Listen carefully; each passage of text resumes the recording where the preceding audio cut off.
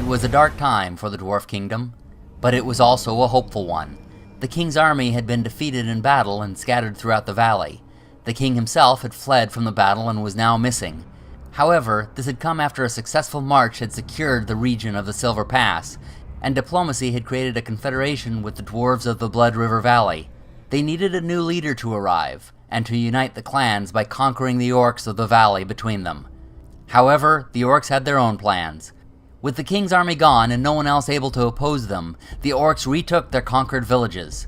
The greenskins marched up the mountain, and the bloody spears conquered in the valley. The dwarves could do little but rebuild their armies back in their cities. But Birnach Grunderdrack was not conquered, and he emerged from Barakvar to take on the orc armies one by one. They bypassed him and raided the town the dwarves had conquered. The armies of darkness now closed in on Barakvar and Karazakrak. To make matters worse, the Dwarven Kingdom went bankrupt. All looked hopeless, until the king returned to his home city.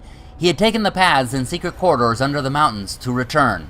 Now he sent forth his champion, Thungani Dragonslayer, to fight the orcs on their doorsteps. He did so, wiping them from their sights. Birnach went forward as well, choosing an orc horde and destroying it.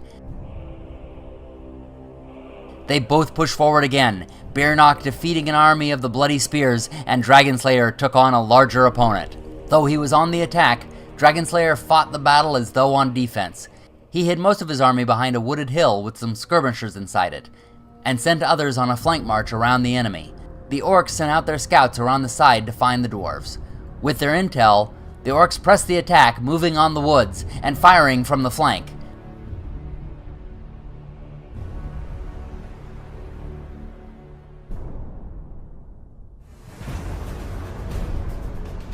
They tried to ride around the other side, but the flank marchers were able to ambush them from some woods.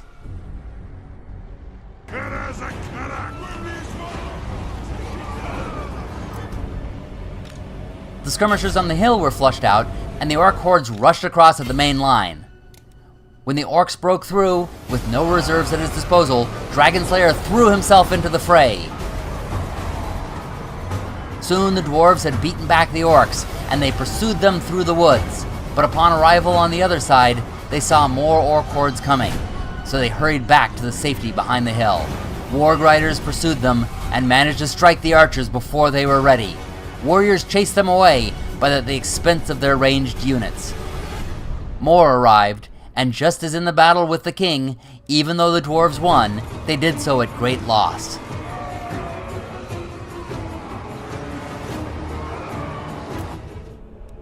Soon, Dragonslayer's main army was gone, and all that was left were rallied units hiding in the woods behind the lines. But the cowards ran when they were charged by a unit of archers. With nothing left, Dragonslayer charged head first into the enemy line.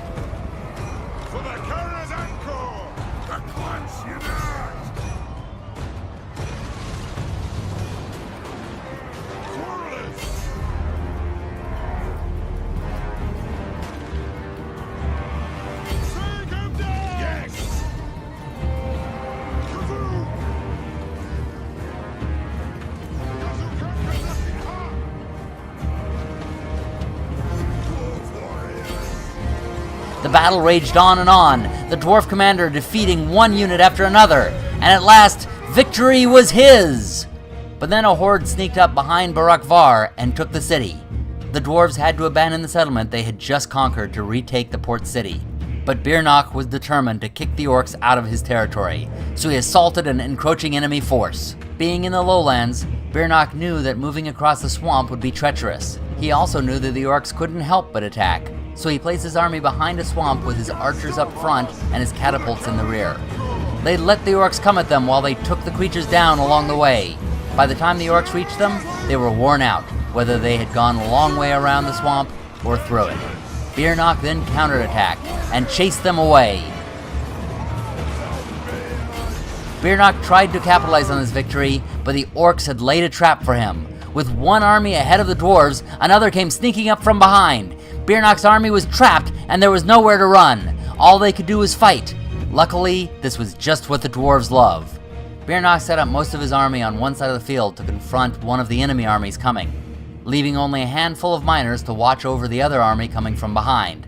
The The plan was to completely annihilate one force before taking on the other. It was a risk that would cost him his entire army if he was wrong.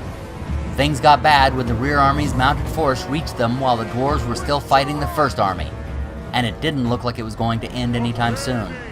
Birnach moved select range units from the fight to cover his rear. The plan worked, as he was able to continue to feed more units into the fight behind him as the one in front of him was slowly won.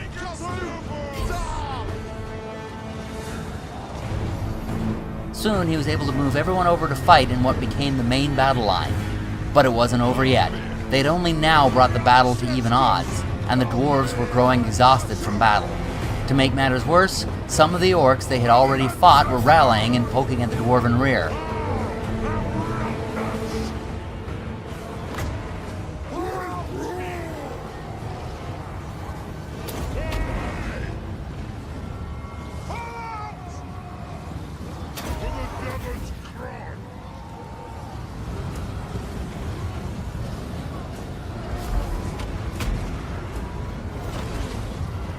Soon the orcs broke through and charged the catapults that had been Birnach's winning hand in other battles. His army was soon defeated, but Birnach refused to go down. He threw himself into the fight, determined to win the day the way Dragonslayer had.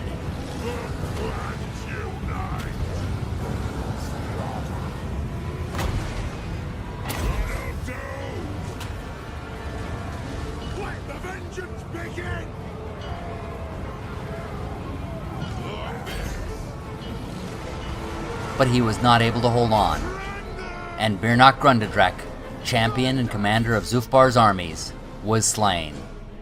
It was a dark day, and King Thorgrim was determined to avenge his ally. He suited up, gathered a newly assembled army, and marched into the valley. His first target was Varnka Hills, the key to uniting the kingdoms. The orcs here had been contending with the princes of Kelador through the port city of Akendorf to the northwest, so they were dwindled down and they fell easily.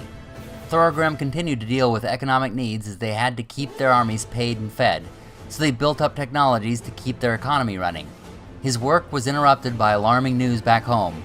An orc army was threatening Karaka Kozak. He rushed home to protect it, but found 2 orc armies blocking the gates.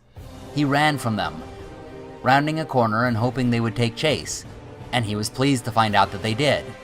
There he set up his army to make a stand, determined that this would not be like the last time he had his back against a wall. Because of the earlier economic situation, most of Thorgrim's soldiers were miners, their least powerful fighters. But the advantage of miners was their ability to set up almost anywhere on the battlefield, so he set them far forward, hoping their large numbers would hold the high ground until the more powerful forces could get there. They did not simply hold the highest ground, however. They pushed down the hill, holding the enemy at bay while the more powerful units took the tops. One mounted unit got through and foiled Thorgrim's plans, hitting the king and a unit of crossbowmen. Another mounted unit came up behind the warriors trying to get into place.